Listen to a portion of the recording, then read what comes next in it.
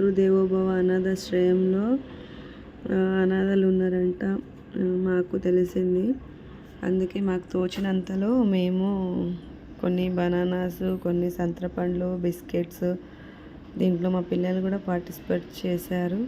వాళ్ళు కూడా చాలా ఎగ్జైటింగ్గా ఫీల్ అయ్యారు. అక్కడికి వెళ్ళి ఇచ్చాము వాళ్ళకి. మాకు సంతోషంగా అనిపించింది.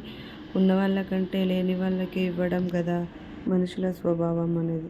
అది నాకేదో ఇవ్వాలనిపించింది. నాకు మా ఆయనకి ఇట్లా థాట్ వచ్చింది, ఇచ్చాము. మా అల్లుడు కళ్యాణ్ కూడా వచ్చాడు.